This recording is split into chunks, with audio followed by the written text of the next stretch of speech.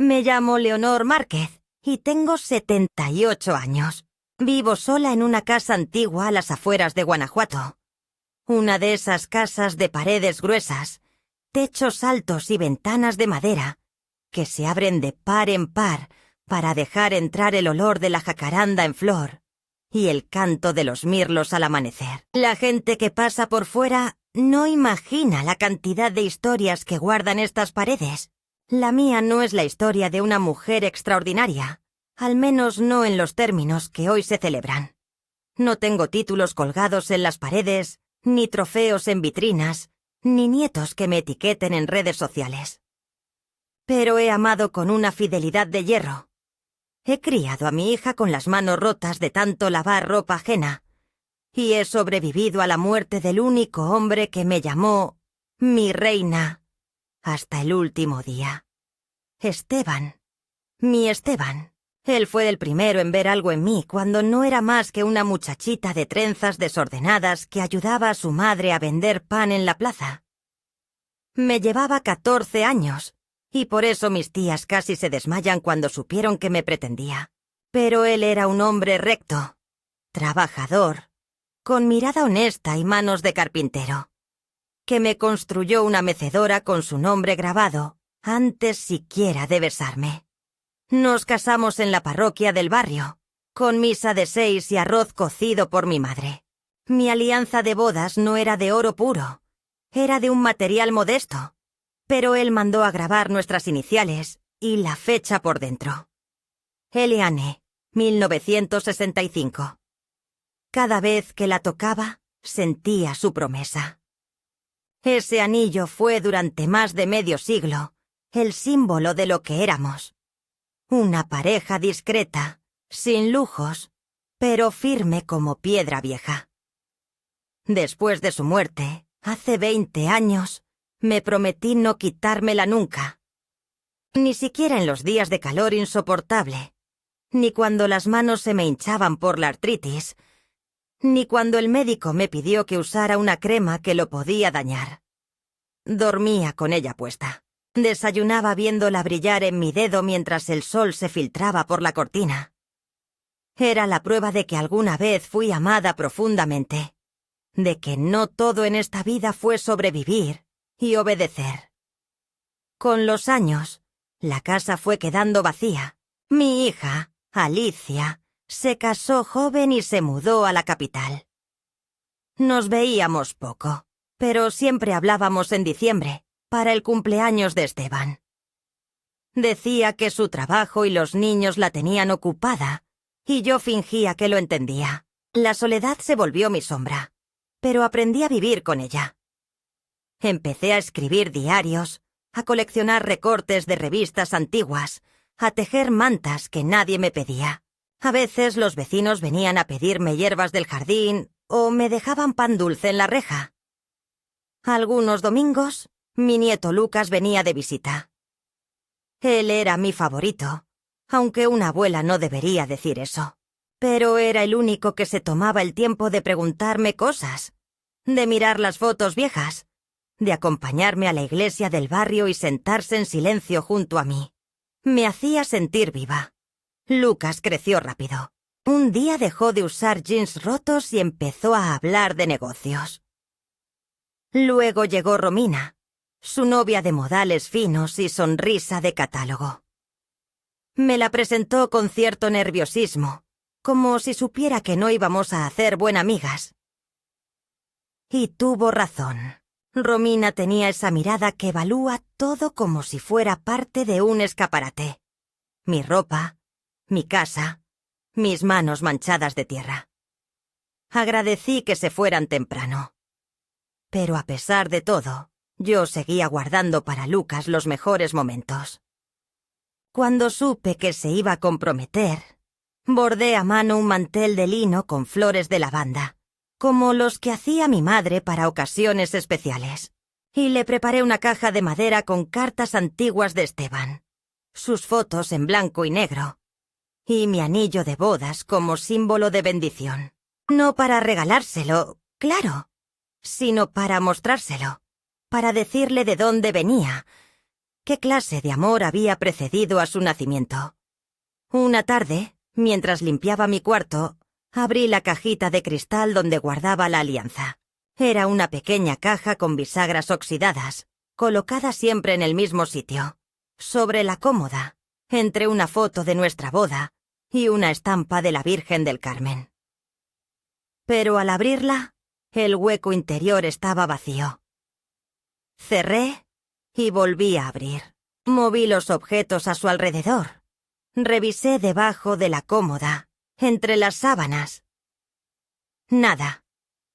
La caja estaba tan vacía como mis manos. Me senté en el borde de la cama, con el corazón palpitando como cuando me avisaron que Esteban se había desplomado en el taller. Por un momento pensé que lo había soñado. Que tal vez, en algún momento de confusión, lo había guardado en otro lado, pero en mi interior algo me decía que no era olvido. Era otra cosa. Algo que venía gestándose como un murmullo detrás de las paredes. Una sospecha, una intuición que me provocaba náuseas. Pasaron unos días y no dije nada.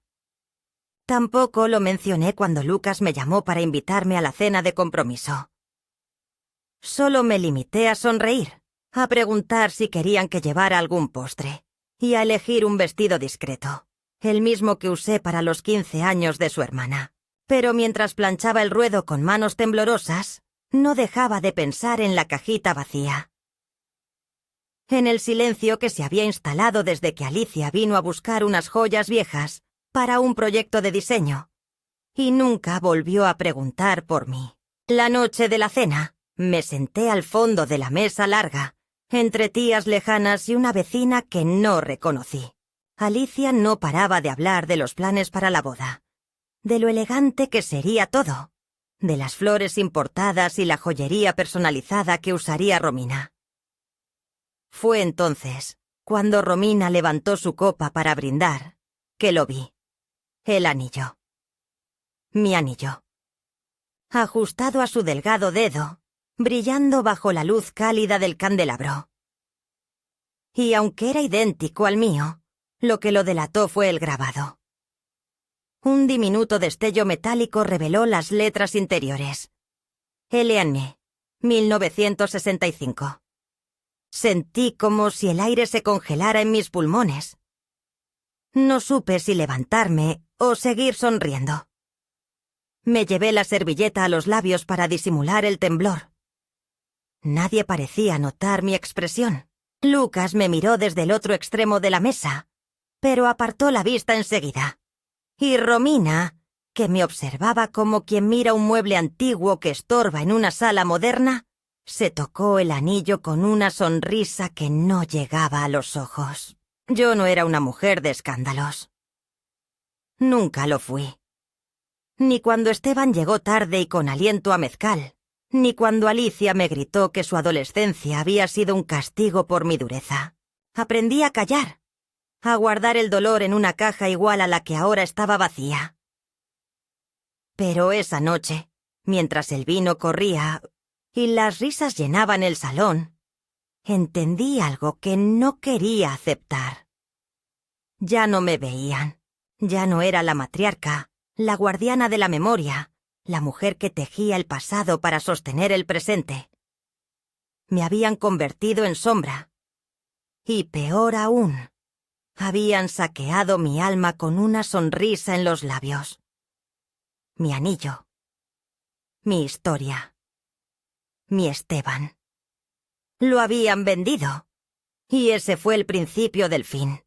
La mañana después de aquella cena, el cielo amaneció encapotado y húmedo, como si también él sospechara que algo sagrado había sido profanado. Me levanté temprano, como de costumbre, aunque no tenía motivos para apurarme. Preparé café de olla con canela, una costumbre que arrastro desde los tiempos en que Esteban leía el periódico doblado en la mesa, mientras yo servía pan recién horneado. La casa estaba en silencio, como siempre, pero ese día el silencio pesaba de otra forma, como si el eco de la noche anterior se hubiera quedado atrapado entre las paredes. Me senté frente a la ventana, viendo cómo las hojas del fresno se mecían con desgano. Pensé en el anillo en la mano de Romina, en la forma en que Lucas bajó la mirada, en la certeza cruel que se instaló en mi pecho como un clavo. Alguien, dentro de mi sangre, me había robado. Durante más de una hora intenté convencerme de que debía haber otra explicación. Tal vez era una coincidencia. Tal vez Romina tenía un anillo parecido, uno heredado de su familia. Pero entonces, ¿cómo explicarme las letras? L.A.N.E. 1965. No eran iniciales comunes. No era una fecha cualquiera. Era nuestra fecha. Era el día en que Esteban me tomó de la mano con nervios en la iglesia de San Cayetano y me prometió que no me faltaría nunca ni pan ni ternura. Ese anillo era mío. Era lo único que conservaba con valor real y simbólico. Lo único que nunca había sido tocado por otros, vendido, empeñado o regalado. Lo había protegido con más cuidado que a mis propios recuerdos. Pensé en confrontar a Alicia directamente, tomar el teléfono, llamarla y preguntarle, sin rodeos, si había tenido algo que ver. Pero en cuanto la imaginé respondiéndome con esa voz de lástima que usaba desde hace años, esa que dice, «Mamá, no empieces». Antes siquiera de escuchar lo que una tiene que decir, se me desinflaron las ganas. ¿Y si negaba todo? ¿Y si me decía que estaba imaginando cosas, que ya era hora de dejar atrás las viejas reliquias, que debía enfocarme en estar bien? Porque así hablan ahora. Del bienestar, de la salud mental, como si fuera una excusa para ignorar lo esencial. No quería exponerme a la condescendencia ni al desprecio. No estaba lista para ese golpe. Almorcé sola, con una mezcla de hambre y náusea que me dejó el estómago hecho nudo. Mientras lavaba los platos, el agua tibia en las manos me trajo un recuerdo. Alicia, de niña, sentada en el suelo de la cocina, jugando con las burbujas de jabón, mientras yo enjuagaba los trastes. Me miraba como si fuera el centro de su universo. Me preguntaba cosas todo el tiempo. ¿Cómo conociste a papá? ¿Por qué el cielo es azul? ¿Crees que hay gente en otros planetas? Y yo respondía con paciencia infinita, incluso cuando estaba agotada, porque eso era la maternidad para mí. Estar, responder, aguantar, dar sin pedir. ¿Dónde quedó esa niña? ¿En qué momento supe que se había convertido en otra mujer, en alguien capaz de vender un anillo que no le pertenecía para impresionar a una nuera con aspiraciones? Pasaron los días y mi inquietud creció como hiedra. Revisé cada rincón de la casa. Busqué papeles, facturas, cajas olvidadas. Fui hasta el baúl donde guardaba cosas viejas de Alicia. Su primer vestido de bautizo, dibujos escolares, cartas de la universidad. Entre los papeles encontré un sobre arrugado con el logo de una casa de empeños. Fechado hacía un mes. No decía claramente qué se había dejado allí, pero el nombre que firmaba la entrega era Alicia Márquez. Me quedé quieta, el sobre en la mano, la respiración entrecortada. Sentí que el mundo se doblaba ligeramente hacia un costado. No porque ya no sospechara, sino porque la confirmación era más amarga que la duda. Esa noche no dormí. Me quedé sentada en el sillón de la sala, el sobre en el regazo, mirando las sombras moverse por las paredes. Pensé en llamar a Lucas. Él siempre me pareció más justo, más noble. Pero me detuve. Si había sido cómplice, si había aceptado el anillo con conocimiento de su origen, su traición era doble. Si no sabía, ¿cómo iba Ali a enfrentar a su madre y a su prometida por algo que la mayoría consideraría una joya vieja? No podía arriesgarme a otro desencanto. A esa edad, los golpes no se curan igual. A la mañana siguiente, decidí ir a la joyería más cercana, no una lujosa del centro, sino una pequeña tienda regentada por don Emiliano, un hombre mayor que conocía a Esteban desde sus años de carpintero. Llevé una foto antigua en la que se veía claramente el anillo en mi dedo. Al mostrársela, don Emiliano me miró con ojos entornados, como si buscara en su memoria. Me dijo que hacía poco había ajustado un anillo, con grabado antiguo, muy parecido al de la foto. Le habían pedido reducir el aro para una mano más delgada, y recordaba que la chica que lo trajo era joven, elegante y muy insistente en que el grabado se mantuviera intacto. Me describió a Romina con precisión escalofriante. No necesitaba más pruebas.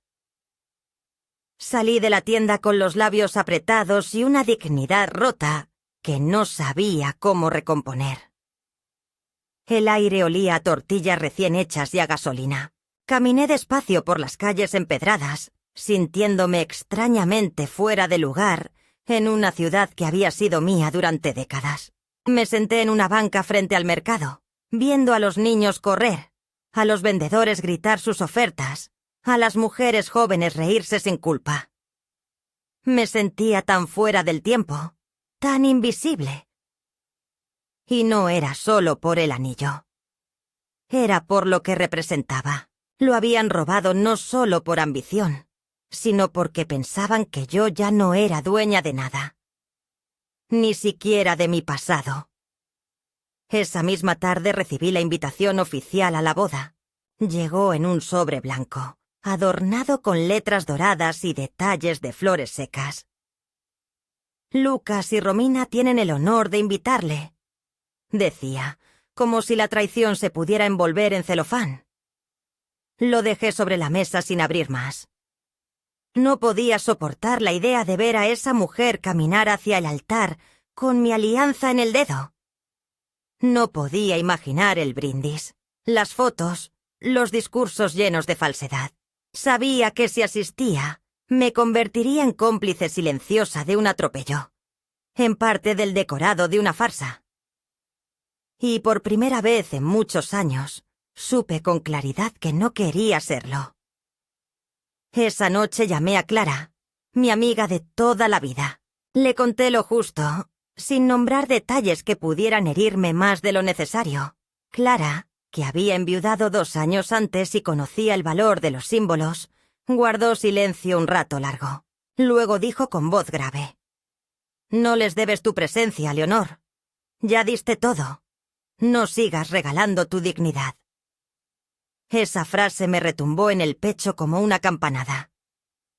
Dignidad.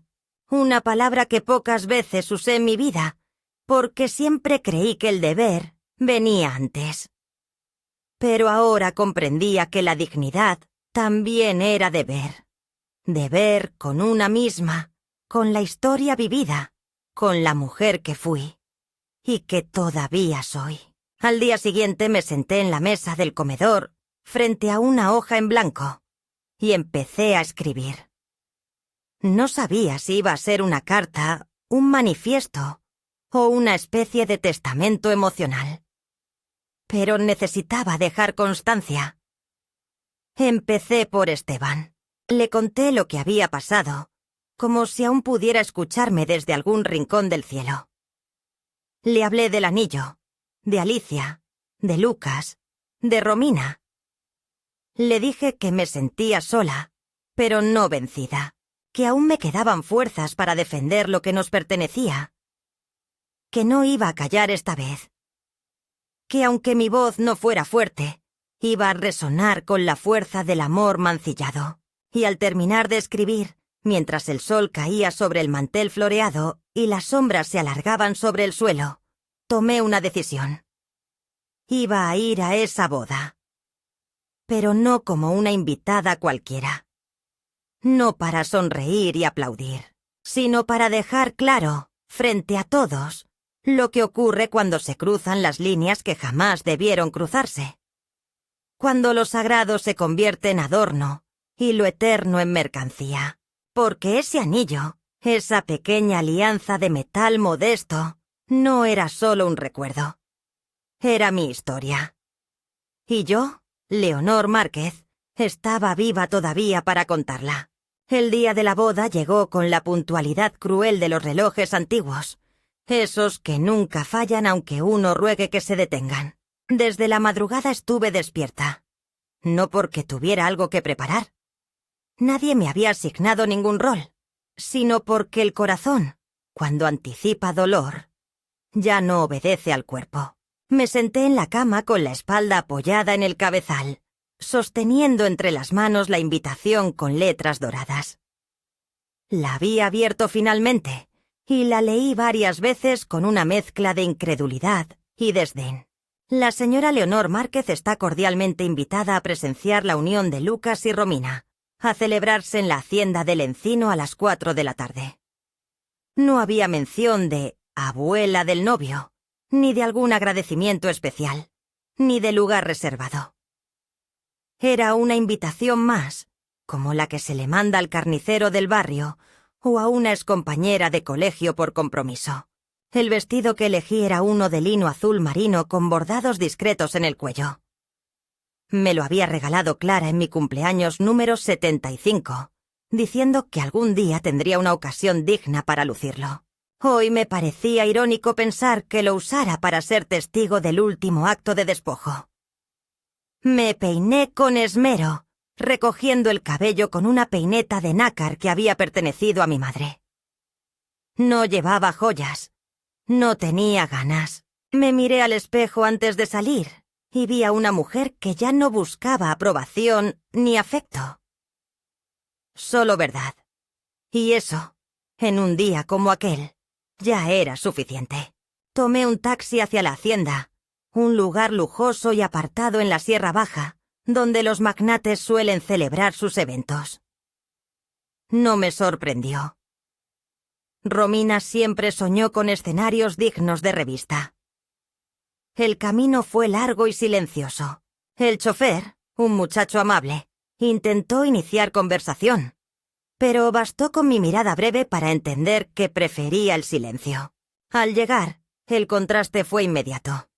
Un portón de hierro forjado, lámparas de cristal colgando de los árboles, músicos afinando instrumentos bajo una pérgola, y un séquito de personas vestidas como para una gala diplomática. La hacienda resplandecía con una perfección inquietante. Todo estaba dispuesto con una meticulosidad fría. Los manteles almidonados, las flores exóticas, los meseros vestidos de negro. Era el tipo de belleza que no deja espacio para el error ni para el alma. Me acerqué a la mesa de registro, donde una joven con audífono y portapapeles me recibió con una sonrisa que no alcanzaba los ojos. Le di mi nombre. La sonrisa vaciló apenas un segundo. Revisó la lista, pasó el dedo por las hojas y luego dijo: «Ah, sí. Señora Márquez, usted está en la mesa 19. Por aquí, por favor». La seguí con paso firme, aunque algo en mí ya anticipaba lo que vendría. La mesa 19 no estaba bajo la gran carpa blanca donde se concentraban los arreglos florales y las mesas principales. Estaba al costado, bajo un árbol, cerca de los baños portátiles y del acceso de servicio. Una mesa redonda con sillas plásticas, lejos del centro, rodeada de otras personas que tampoco parecían pertenecer a la familia nuclear. Me sentaron junto a una prima lejana de Romina, un compañero de trabajo de Lucas que apenas me saludó, y una mujer mayor que no dejaba de revisar su celular. Me senté sin decir una palabra. Sentí que una lágrima quería brotar, pero la contuve como se contiene un grito en mitad de un velorio. Desde mi rincón tenía una vista parcial del altar floral, donde Lucas ya esperaba con su traje gris perla, nervioso y sonriente. Y allí venía Romina, caminando del brazo de su padre, vestida como una virgen de escayola, con una expresión que combinaba arrogancia y satisfacción. Cuando llegó a su lado, ambos se tomaron de las manos, y fue entonces cuando lo vi de nuevo. El anillo. Mi anillo. Brillaba bajo el sol de la tarde, traicionado por la luz, como si hasta el cielo quisiera hacer evidente su origen. Las palabras del oficiante me llegaron a trozos, apagadas por la rabia contenida. Amor, respeto, unión sagrada. Cada palabra era una bofetada a mi memoria. No era solo que usara mi anillo, era que lo hiciera sin vergüenza, sin siquiera fingir que lo había recibido con respeto. Como si ese objeto fuera solo metal brillante y no la encarnación de una vida entera. Vi a Alicia entre los invitados, vestida de rojo, con un peinado rígido y una sonrisa de mujer que cree haber cumplido su deber. No me miró ni una vez. No se acercó a mi mesa. No me presentó a nadie. Era como si hubiera borrado la línea que nos unía, como si yo fuera una pariente lejana, una reliquia más del pasado que debía mantenerse a distancia. Durante el banquete me sirvieron tarde y mal. La comida llegó fría y el vino aguado. Pero lo peor no era eso. Lo peor era escuchar a los demás hablar de la boda como si todo fuera una maravilla, como si la familia estuviera completa, como si no faltara nadie. Los brindis se sucedieron uno tras otro. Los padres de Romina hablaron de su hija como si fuera una princesa sacada de un cuento. Alicia tomó la palabra y agradeció a todos los que han sido parte del camino de Lucas, sin mencionarme siquiera. Mi nombre no apareció en ningún discurso, en ningún agradecimiento. Yo, que lo cuidé de niño cuando ella se iba a congresos. Yo, que lo curé de sus primeras fiebres, que le conté cuentos antes de dormir, que le enseñé a rezar. Yo, la abuela, estaba ausente en el corazón del evento, aunque mi cuerpo estuviera allí, anclado a una silla coja, entre extraños. Pensé en irme. Pensé en levantarme, tomar mi bolso y salir sin mirar atrás. Pero una fuerza antigua me mantuvo allí. Tal vez el orgullo. Tal vez la necesidad de resistir hasta el final. Me obligué a comer, a mantener la espalda recta, a no llorar. Porque si algo me había enseñado la vida, era que una mujer no se derrumba frente a quienes quieren verla rota. Miré alrededor y, por un instante, sentí que todas las mujeres mayores del lugar, incluso las que no conocía, me observaban con una mezcla de solidaridad y compasión. Como si entendieran, como si supieran que yo no era solo una invitada cualquiera, sino la raíz invisible de ese árbol brillante y torcido. La gota que desbordó el vaso llegó al final de la noche, cuando comenzaron a proyectar un video con fotos de la vida de Lucas. Ahí estaban sus primeros pasos, su primer día de escuela, su graduación, su viaje a Europa. Y en ninguna de esas imágenes aparecía yo. Ninguna. Ni una sola. Como si me hubieran borrado con una goma, como si todos esos años que compartimos hubieran sido inventados por mi memoria.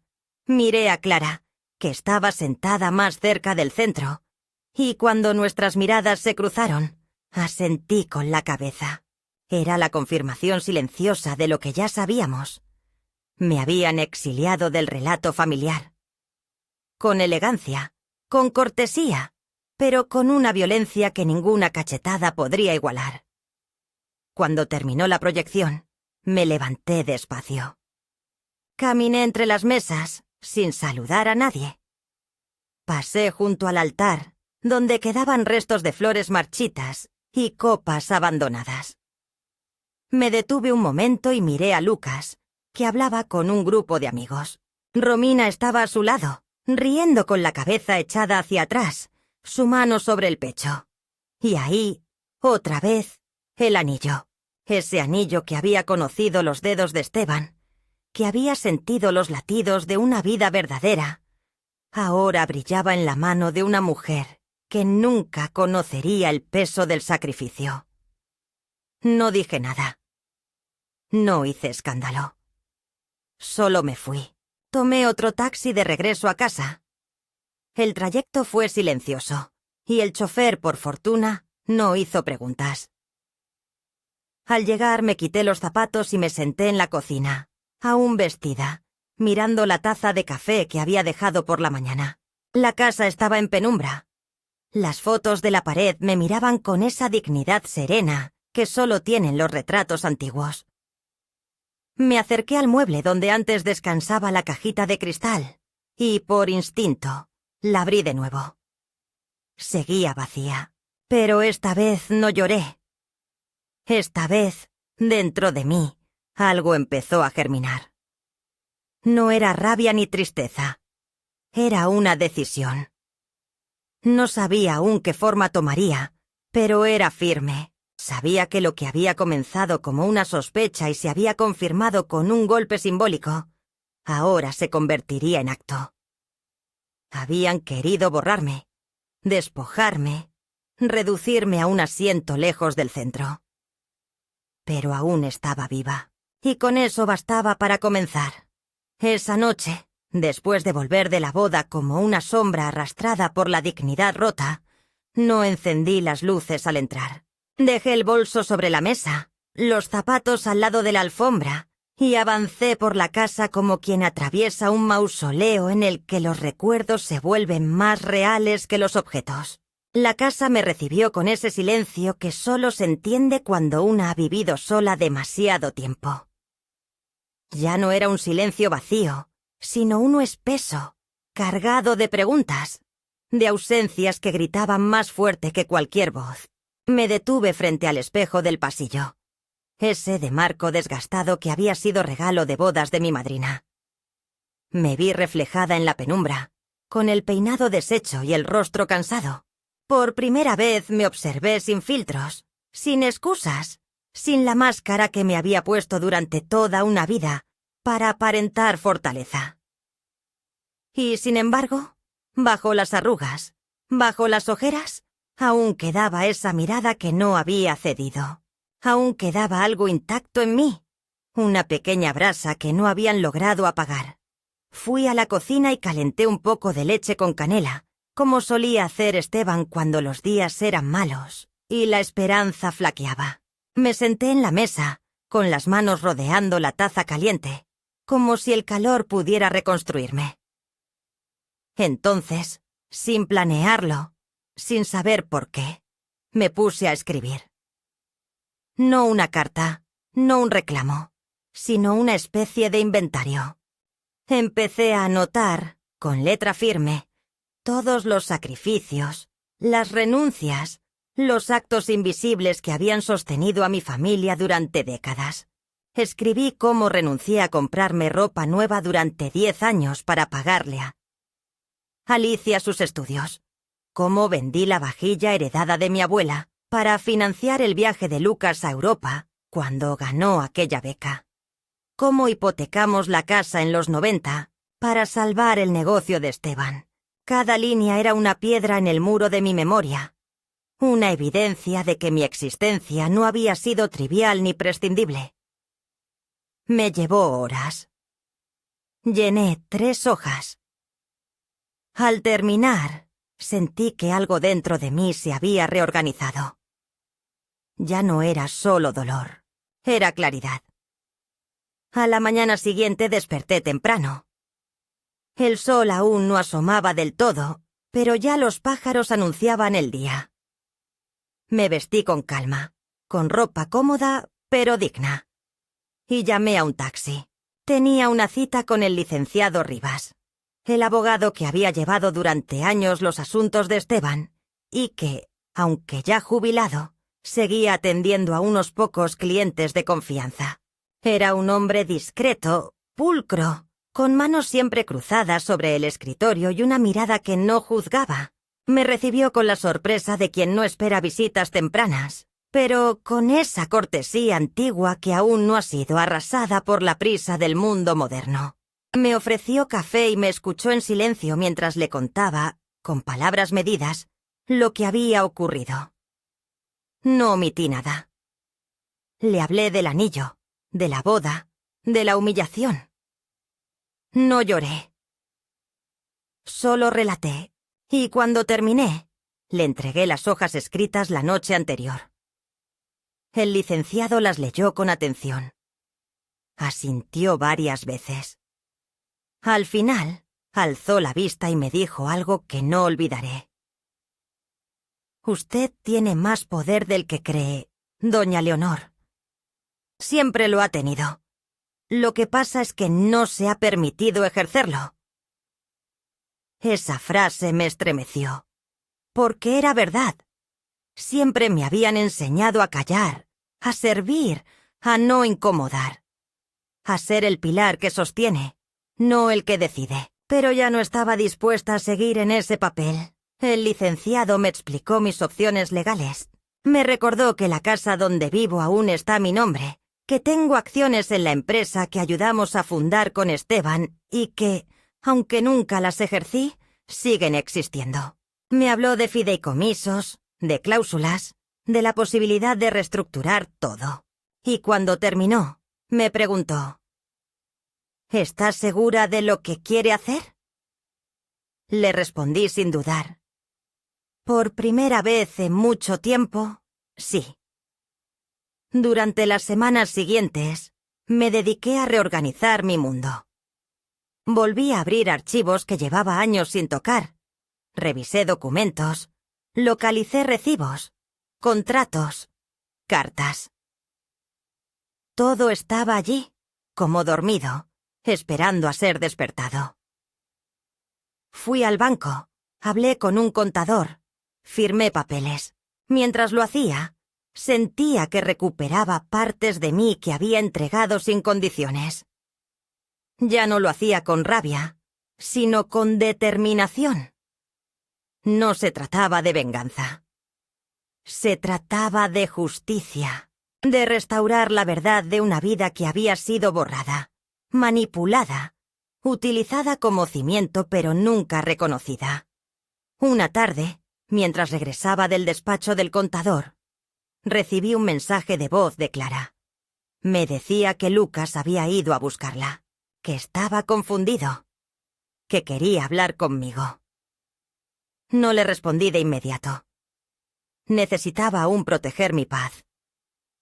Esa noche, sin embargo, me senté a releer las cartas que Esteban me había escrito en su juventud. Entre ellas encontré una que había olvidado, fechada pocos días antes de su muerte.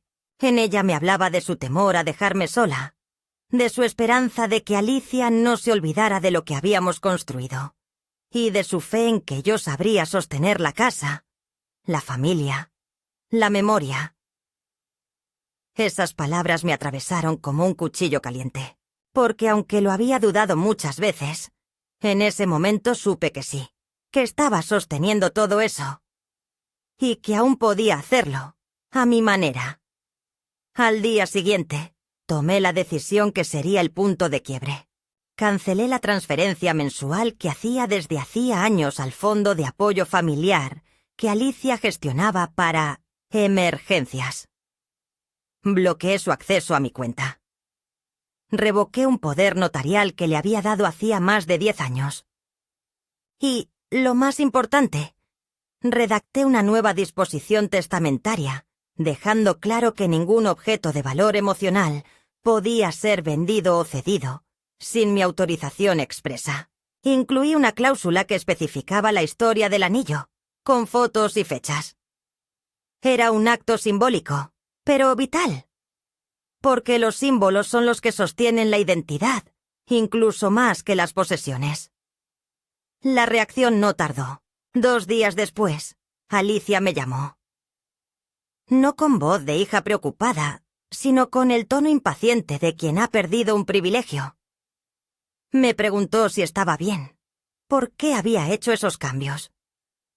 Fingió sorpresa. Luego insinuó que quizás estaba confundida, que tal vez alguien me estaba manipulando. Le respondí con firmeza. Le dije que ya no era necesario fingir, que sabía lo del anillo, lo del empeño, lo del préstamo que Romina necesitaba para completar los gastos de la boda. Se hizo un silencio largo del otro lado. Luego colgó sin decir adiós. Esa noche, Lucas apareció en mi casa. No llamó antes, simplemente llegó. Lo vi desde la ventana, parado en el jardín, con el rostro tenso. Le abrí la puerta sin palabras. Se sentó frente a mí en la cocina, como cuando era niño, y venía a pedirme permiso para ver televisión extra. Me miró largo rato antes de hablar. Y cuando lo hizo, su voz temblaba. Me dijo que no sabía, que no lo sospechó, que creyó que el anillo era una joya familiar que su madre le entregó como una herencia anticipada, que Romina lo adoró desde el primer momento. Me dijo que al enterarse por Clara de todo lo que había pasado, sintió que el suelo se abría bajo sus pies. Yo lo escuché sin interrumpirlo. Cuando terminó, le pregunté: ¿Y ahora qué vas a hacer? Me miró, dolido, y respondió: No lo sé, pero quiero reparar lo que pueda. Le creí. O quise creerle. Le dije que no necesitaba que me devolviera el anillo, que ya no era el objeto lo que me dolía, sino lo que simbolizaba. Le pedí que no me pidiera volver a lo de antes, porque lo de antes era una ilusión, un tiempo en el que yo daba todo y recibía migajas disfrazadas de gratitud. Antes de irse, me abrazó. Fue un abrazo sincero, tembloroso, largo. Cuando cerré la puerta tras él, sentí algo inesperado. Alivio. Tal vez aún quedaba algo por rescatar. No todo estaba perdido. No todos los lazos habían sido cortados. Esa misma semana, comencé a escribir mi historia. No para publicarla ni para buscar aplausos, solo para dejar testimonio. Para que cuando ya no esté, quien quiera saber quién fui, lo sepa con mis propias palabras. No quiero que me recuerden como la abuela que vivía sola, ni como la señora que tenía plantas. Quiero que sepan que amé, que luché, que fui traicionada, sí, pero también que tuve el coraje de levantarme. Y que lo hice no con furia, sino con la serenidad de quien ha comprendido que la dignidad no se negocia. Y así, entre el té de la tarde y las palabras que escribí al caer el sol, fui reconstruyéndome. No más como soporte, sino como voz, como historia, como presencia. Porque ya no me bastaba con haber sido. Ahora necesitaba ser vista, ser contada, ser respetada. Y ese fue mi punto de no retorno. La mitad del camino, sí. Pero también el primer día de mi verdadera vida. Después de aquella conversación con Lucas, en la que por primera vez en años sentí que alguien me escuchaba sin condescendencia, pensé que las aguas comenzarían a calmarse.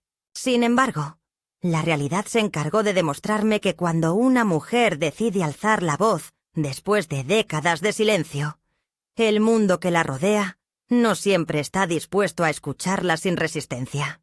Los días siguientes transcurrieron con una tensión latente. Alicia no volvió a llamarme, y aunque parte de mí agradecía ese silencio, otra parte no podía evitar sentirse herida por la indiferencia de mi propia hija. Lucas, por su parte, me visitaba con regularidad, trayéndome pequeñas cosas. Una bolsa de naranjas, un libro que creyó me gustaría, o simplemente su compañía. Esos gestos, aunque sencillos, me recordaban que aún había vínculos que podían repararse. Una tarde, mientras regaba las plantas del jardín, escuché el timbre de la puerta. Al abrir, me encontré con Romina. Vestía impecablemente, como siempre, y su expresión era una mezcla de arrogancia y desdén. —¿Podemos hablar? preguntó sin preámbulos. La hice pasar, aunque cada fibra de mi ser me pedía que cerrara la puerta en su cara. Se sentó en el sofá del salón, cruzando las piernas con una elegancia estudiada. «Sé que estás molesta por el anillo», comenzó, «pero quiero que sepas que no fue mi intención causarte dolor». La miré, intentando mantener la calma. «Ese anillo no era solo una joya», respondí. «Era un símbolo de mi vida con Esteban, de los sacrificios que hicimos juntos».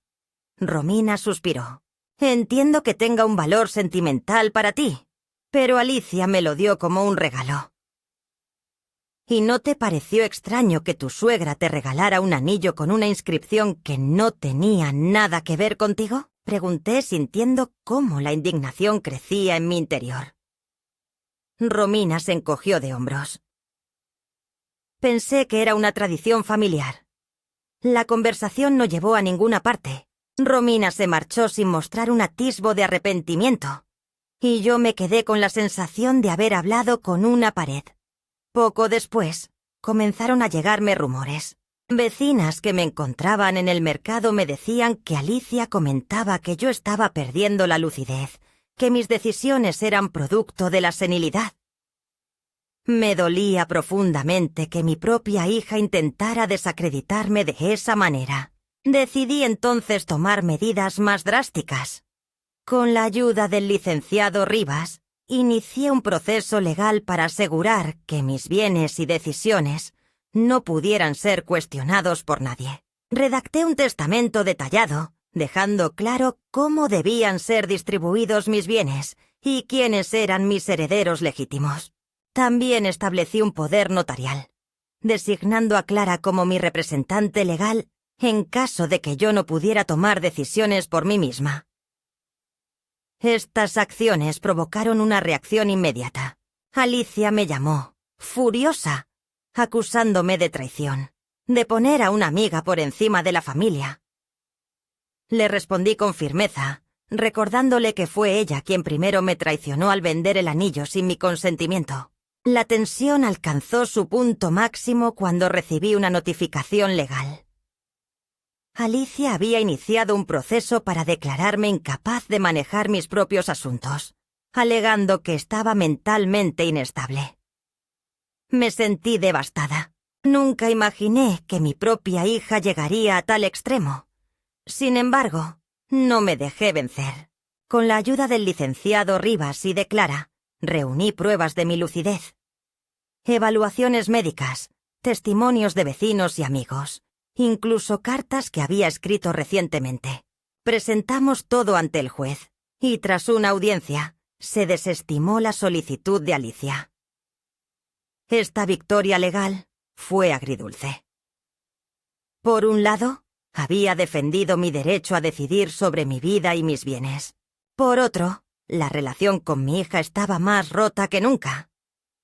Lucas continuó visitándome, y en una de esas visitas me confesó que estaba considerando separarse de Romina. Me dijo que había descubierto aspectos de su personalidad que no podía aceptar, y que la situación con el anillo y el conflicto familiar le había abierto los ojos. Le aconsejé que tomara su tiempo, que reflexionara sobre lo que realmente quería en la vida.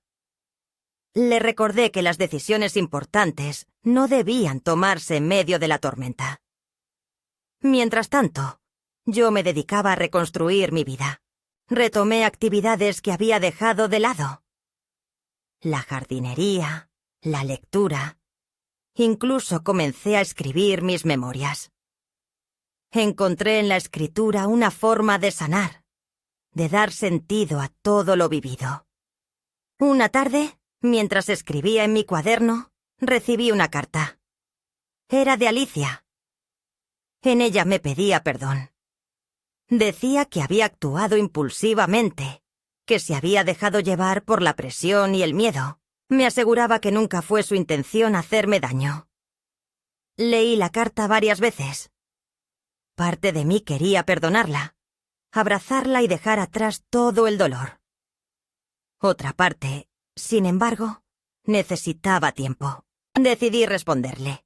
agradeciéndole sus palabras, pero dejándole claro que necesitaba espacio para sanar. La vida continuó, con sus altibajos. Aprendí que aunque las heridas tardan en sanar, es posible encontrar paz incluso en medio del dolor. Y sobre todo, comprendí que nunca es tarde para reclamar el lugar que una merece, para alzar la voz y defender la propia dignidad. Esta segunda escalada en mi vida no solo me enfrentó a los demás, sino también a mí misma. Me obligó a reconocer mis miedos, mis errores, pero también mi fortaleza y mi capacidad de resiliencia. Y por eso, a pesar de todo, me siento en paz. La mañana del juicio amaneció gris, como si el cielo presintiera la gravedad de lo que estaba por suceder. Me desperté antes del alba, con el corazón latiendo con fuerza y la mente llena de pensamientos. Me vestí con esmero, eligiendo un conjunto sobrio pero elegante, y recogí mi cabello en un moño bajo. Quería presentarme ante el tribunal con la dignidad que siempre me había caracterizado. Clara llegó puntualmente para acompañarme. Su presencia me brindaba una tranquilidad que no sabía que necesitaba. Juntas nos dirigimos al juzgado, donde el licenciado Rivas ya nos esperaba. Al entrar en la sala, sentí que todas las miradas se posaban en mí, algunas con curiosidad, otras con desaprobación. Pero no me dejé intimidar. Sabía que estaba allí para defender mi verdad. Alicia estaba sentada al otro lado de la sala, con una expresión fría y distante. No intercambiamos palabras ni miradas. El juez, un hombre de mediana edad con rostro severo, inició la audiencia. El abogado de Alicia presentó su caso, argumentando que yo no estaba en condiciones de manejar mis propios asuntos y que mis decisiones recientes eran producto de una confusión mental. Escuché en silencio, sintiendo cómo la indignación crecía en mi interior. Cuando llegó el momento de mi defensa, el licenciado Rivas expuso con claridad y contundencia las pruebas de mi lucidez. Informes médicos, testimonios de vecinos y amigos, y documentos que demostraban mi capacidad para tomar decisiones informadas. Luego me pidieron que hablara.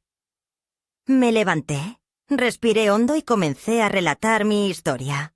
Hablé de los sacrificios que había hecho por mi familia, de la traición de Alicia al vender el anillo sin mi consentimiento, y de cómo había decidido tomar las riendas de mi vida para proteger mi legado.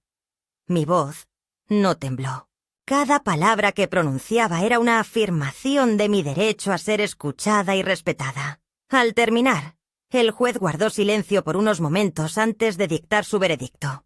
Declaró que no había evidencia que respaldara las afirmaciones de Alicia y que yo estaba en pleno uso de mis facultades mentales. Además, ordenó que se respetaran todas mis decisiones legales y financieras. Sentí una oleada de alivio y orgullo. Había defendido mi verdad y había sido escuchada. Alicia se levantó abruptamente y salió de la sala sin decir una palabra.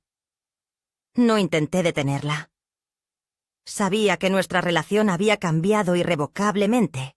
Lucas se acercó a mí, con los ojos llenos de lágrimas, y me abrazó con fuerza.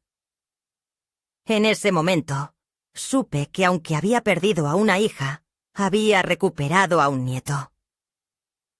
Esa noche, al regresar a casa, me senté en mi sillón favorito y miré alrededor. La casa estaba en silencio, pero ya no se sentía vacía. Había recuperado mi voz, mi dignidad y mi sentido de propósito. Sabía que aún quedaba camino por recorrer, pero estaba lista para enfrentar lo que viniera, porque al final del día había demostrado que una mujer mayor no es invisible ni prescindible. Es una fuerza a tener en cuenta, una historia que merece ser contada y una vida que merece ser vivida con plenitud. Pasaron ya 3 semanas desde aquella audiencia, y aunque el sol sigue saliendo por el mismo rincón de mi ventana, y las campanas de la iglesia aún marcan las horas como desde hace décadas, Dentro de mí, algo esencial ha cambiado. No se trata de la victoria legal, aunque eso trajo justicia. Tampoco se trata de la carta silenciosa que llegó hace unos días, sin remitente, con una hoja doblada donde se leía simplemente «Perdón». Mamá. Escrita con la letra de Alicia. Esa misma letra que aprendí a reconocer cuando era una niña, y me dejaba notas en la nevera con dibujos torpes de flores. Lo que ha cambiado es mi respiración. Antes era breve, contenida, como si cada inhalación necesitara pedir permiso. Ahora respiro con amplitud, sin miedo a ocupar espacio, como si por fin tuviera derecho a llenar la casa, el cuerpo, la memoria. Lucas viene cada domingo.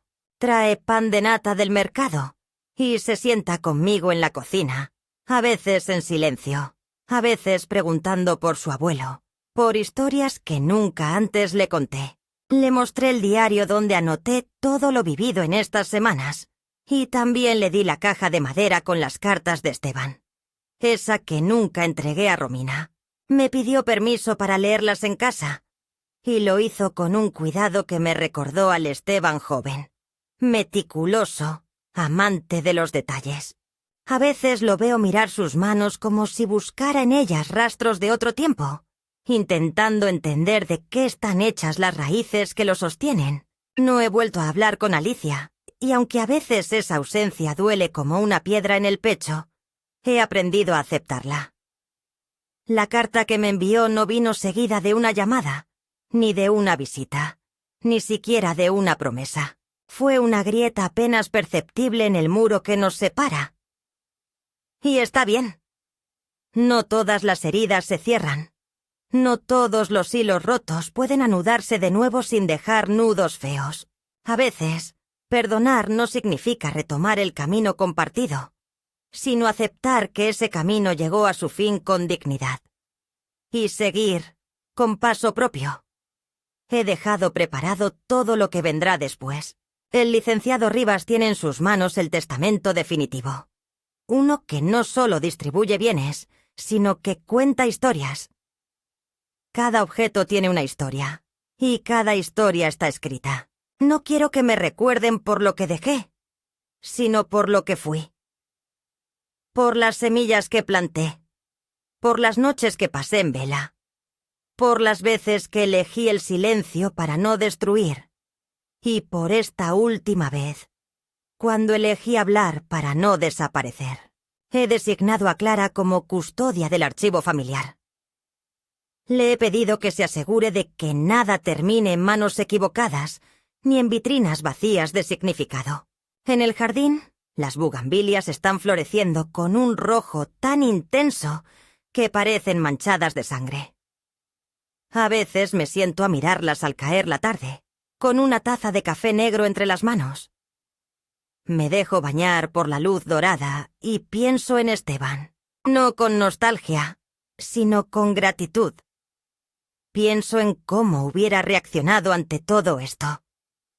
Creo que me hubiera abrazado sin decir palabra, con esa forma suya de apretar el hombro que decía más que 1000 discursos.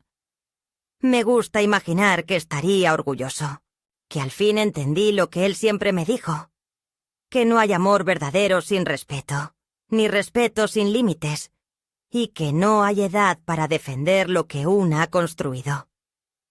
Los días son más tranquilos ahora. Duermo mejor. Escribo cada tarde, no por obligación, sino por placer.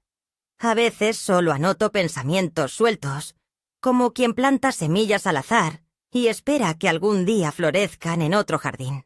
He pensado en publicar mi historia, aunque sea en una edición pequeña, de esas que se regalan en ferias o se leen en voz alta en los clubes de lectura de barrio. No porque busque fama, sino porque sé que hay muchas mujeres como yo, invisibles, silenciadas, que necesitan saber que aún pueden reclamar su lugar, que aún pueden recuperar su historia. No todo termina bien, y no todo debe hacerlo. Pero hay algo que he comprendido en esta última etapa de mi vida. Que la paz no se encuentra en el olvido, ni en el rencor, sino en el reconocimiento. Me reconozco en mis errores, en mis aciertos, en las veces que callé y en las que hablé tarde. Me reconozco en la mujer que se levantó de la humillación para mirar a los ojos a quienes quisieron borrarla. Me reconozco, al fin, en mí misma. Y así, sin fuegos artificiales, sin música dramática, termina esta parte de mi historia. No como un cierre, sino como una respiración profunda. Como el silencio después de una canción muy larga, en el que uno por fin entiende lo que se cantó. Me levanto, riego las plantas, escribo una nueva página. No espero nada grandioso, solo el privilegio de seguir siendo. Con eso basta.